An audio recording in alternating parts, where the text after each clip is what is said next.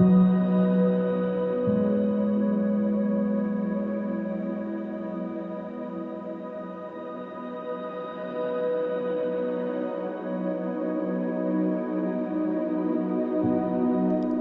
my name's Alexander Monelli. I'm a documentary filmmaker based in Northeast Pennsylvania, right near Scranton. I've shot 4 feature-length documentaries. I've shot hundreds, I guess, of short documentaries. And here are my initial impressions after unboxing my new Canon C80.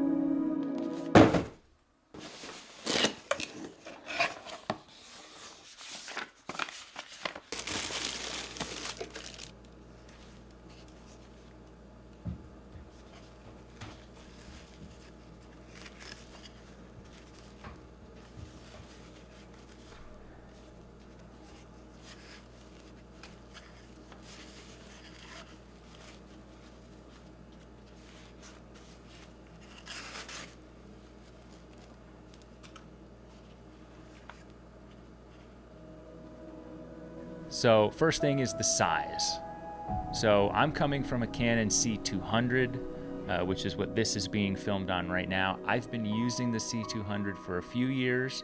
I bought it specifically to shoot a high school football documentary, and I chose it over the C70 for a few reasons, and a big one being the EVF. So that's obviously, I knew the C80 didn't have an EVF, but I'm a C100 user, a C300 Mark II user, C200. I always used my EVFs, especially out in sunlight, and I didn't just use it for, okay, it's bright, I need to see, what I'm shooting. I used it for another point of stabilization, having it pushed against your head. If you're filming for 6 hours, it helps.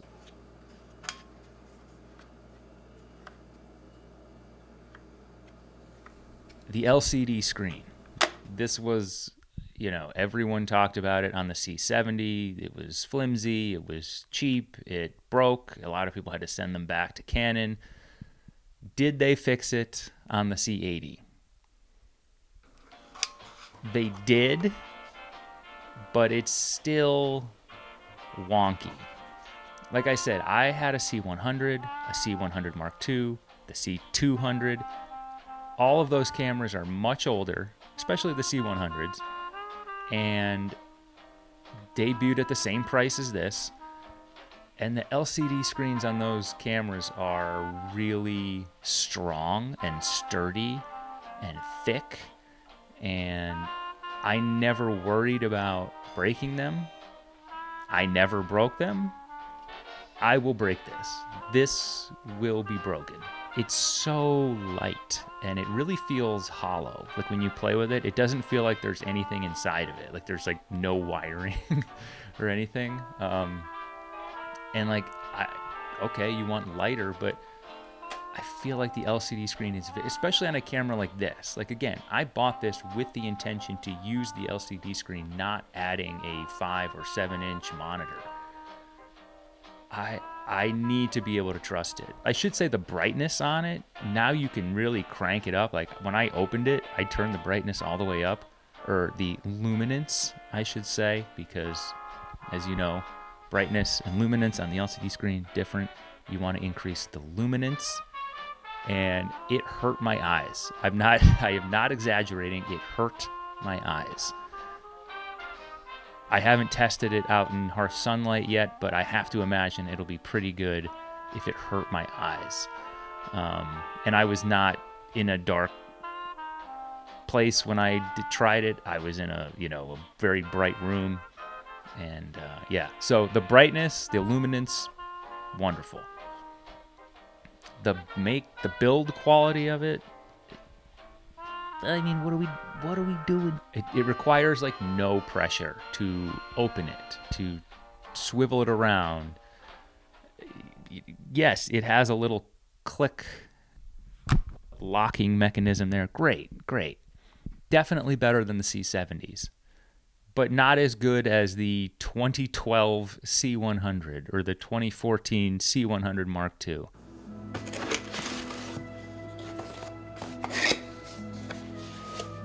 I will say my favorite part, and I put up a YouTube short about this, is the handle.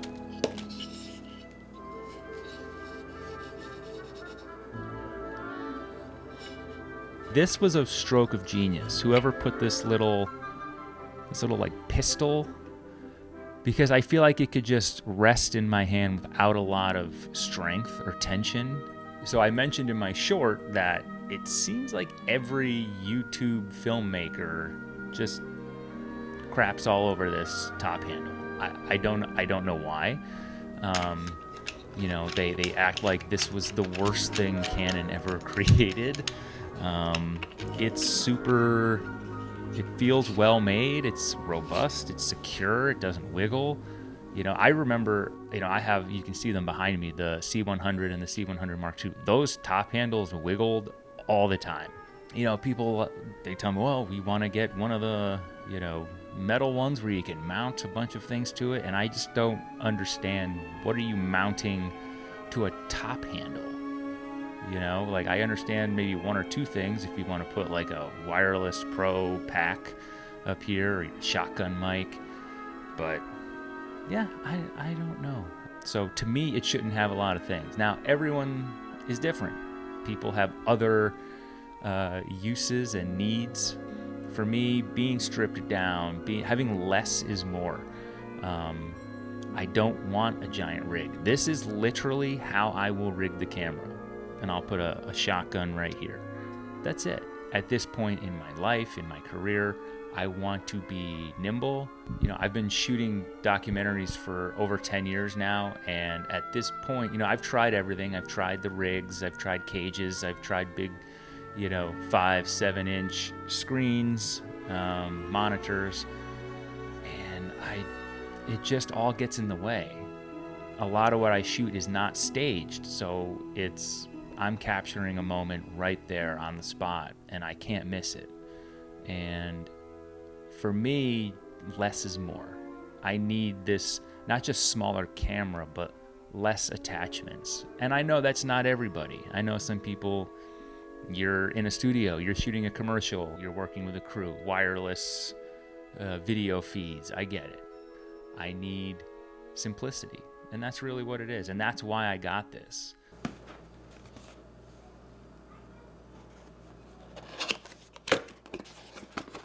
Right now, that lens on there, that is the Sigma 24-70 2.8 Art lens. And I am using the adapter, the EF to RF adapter from Canon. I don't have any plans of getting RF lenses. I know they're better for autofocus.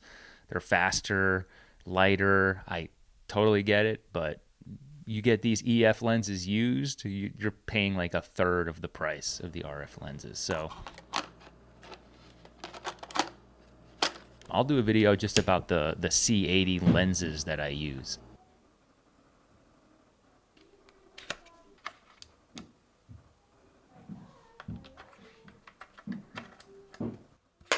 And the last thing I'll say is kind of like a first impression. So I did shoot a little bit with it. I haven't really gone out and done a full proper shoot. And again, I'll upload a separate video of just like beautiful hero shots from the C80. But, you know, I'll put in a few shots here.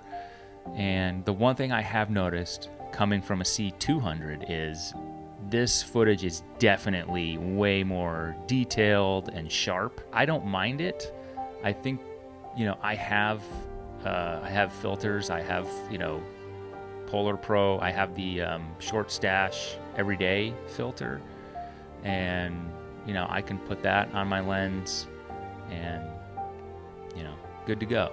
Or, you know, there's so many plugins now that you can kind of take some of that sharpening away. I would rather have the extra detail in the sharpening, I think.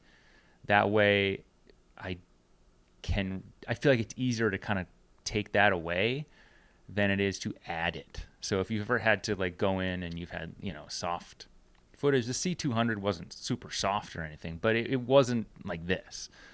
So with that, sometimes, I found myself adding just a touch of sharpening, not all the time, but every now and then. And I would much rather have to deal with more detailed, sharp footage and, kind of pulling that back a little bit than the other way around. So it's just my opinion. And again, it's that 6K oversampling. And I feel like most of the time I'll be shooting in 4K, 422 10-bit, 24, 60, 120. And the other thing is I don't always shoot in C-Log 2. So I'm going to shoot C-Log 2 more on this camera than I did on my C200. My C200 could only do C-Log 3. You could get C-Log 2 if you shot in RAW on the C200, which I just never did because the RAW files on the C200 are like 80 times the size of the RAW files on this. But I shot over 90% of my films, my projects, in wide DR. I'm a wide DR supporter. I love it. I think it's perfect. I've never been like, oh, why didn't I shoot in log? I shot feature documentaries that are on Amazon and, Apple and, all sorts of streaming sites, the internet. They were broadcast on TV. Wide DR. So, yeah, I mean, that's it. I know that's quick. I know it's not, a thorough, in-depth review. I will do that once I've spent time with the camera. I feel like you can't just review something after unboxing it and, shooting with it for a few hours. So, yeah.